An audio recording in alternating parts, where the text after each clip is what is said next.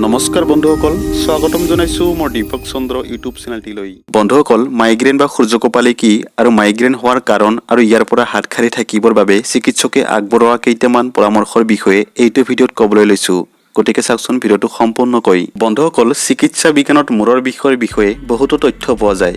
বহু ধৰণৰ মূৰৰ বিষৰ বিষয়ে জনা যায়। মূৰৰ বিষৰ বিভিন্ন নামকৰণ আছে। তাৰে ভিতৰত মাইগ্ৰেন বা সূৰ্যকপালি, যি মূৰৰ এফালে হয়, চকুৰে ধোৱা কোৱা দেখা যায়, বমি হ'লে কিছু উপশম হয়, তেনে বিষক চিকিৎসা শাস্ত্ৰত মাইগ্ৰেন বোলা হয়। অসমীয়াত এনে মূৰৰ বিষক সূৰ্যকপালি বুলিও কয়।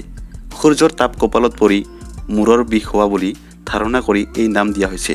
বন্ধুসকল, কেতিয়াবা ডাঙৰকৈ হোৱা শব্দ শুনিলেও কিছুমান লোকৰ মাইগ্ৰেনৰ বিষ আৰম্ভ হৈ যায়।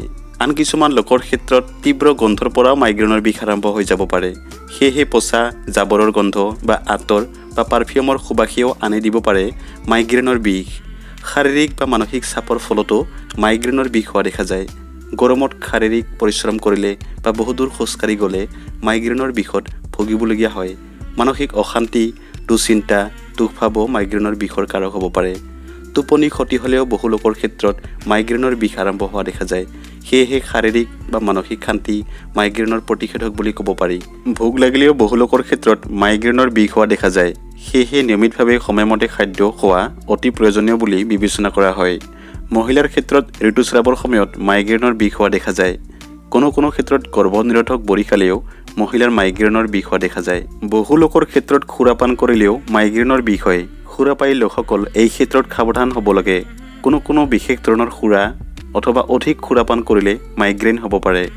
মাইগ্ৰেনৰ লগত খাদ্যৰো সম্বন্ধ থকা বুলি বিবেচনা কৰা হয়।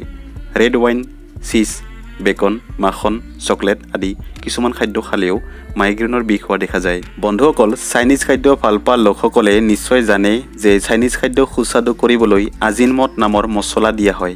এই দ্ৰব্যৰ বৈজ্ঞানিক নাম চমুকৈ MSG, মন'ছ'ডিয়াম গ্লুটেমেট। এই আজিনমট খালে বহু মানুহে মাইগ্ৰেনত ভোগা দেখা যায়। মাইগ্ৰেনত ভোগা লোকেই চিকিৎসকৰ লগত সঘনাই পৰামৰ্শ কৰি চিকিৎসা ব্যৱস্থা গ্ৰহণ কৰি যাব লাগে। মাইগ্ৰেনৰ কোনো মেজিক ঔষধ নাই। এবাৰ বিষ উঠিলে প্ৰায় বমি কৰিহে শেষ হোৱা দেখা যায়। এনেদৰেই পাৰ হৈ যায় 6 ঘণ্টাৰ পৰা 48 ঘণ্টা সময়।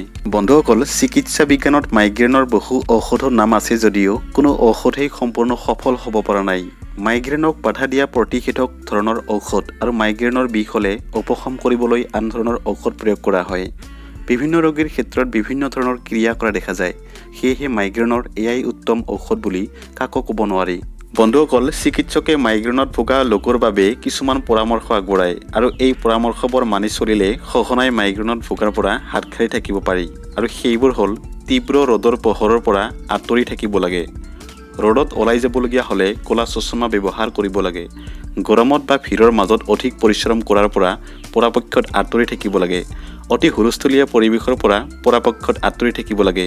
তীব্ৰ আঁতৰ বা গন্ধৰ পৰা আঁতৰি থাকিব লাগে। খোৱা বোৱাৰ প্ৰতি সচেতন হ'ব লাগে। ভোকত থাকিব নালাগে। সময়মতে খাব লাগে। চকলেট, চীজ, মাখন, কফি, কল আদি কমাই খাব লাগে। সুৰাপান কৰিব নালাগে। আজিনমট থকা খাদ্য পৰিহাৰ কৰিব লাগে। নিয়মিত ভিটামিন B, C আৰু E খাব লাগে। মানসিক শান্তি বজাই ৰাখিবলৈ চেষ্টা কৰিব লাগে। খং, দুখ আৰু দুশ্চিন্তা এৰাই চলিবলৈ চেষ্টা কৰিব লাগে। টোপনি ক্ষতি কৰিব নালাগে। বন্ধুসকল, এইটো ভিডিঅ'ৰ জৰিয়তে আপোনালোকে জানিবলৈ পালে মাইগ্ৰেন বা সূৰ্যকপালি কি আৰু এই ৰোগ হোৱাৰ কাৰণ আৰু ইয়াৰ পৰা হাত সাৰি থাকিবৰ বাবে চিকিৎসকে আগবঢ়োৱা কেইটামান গুৰুত্বপূৰ্ণ পৰামৰ্শৰ বিষয়ে। বন্ধুসকল, ভিডিঅ'টো চাই ভাল পালে লাইক কৰিব আৰু আপোনাৰ বন্ধুবৰ্গৰ লগত শ্বেয়াৰ কৰিব আৰু এনেধৰণৰ ভিডিঅ' নিয়মিত পাই থাকিবলৈ চেনেলটি ছাবস্ক্ৰাইব কৰিব আৰু লগতে থকা নটিফিকেশ্যন বেল আইকনটো প্ৰেছ কৰি অল চিলেক্ট কৰি ৰাখিব। ধন্যবাদ।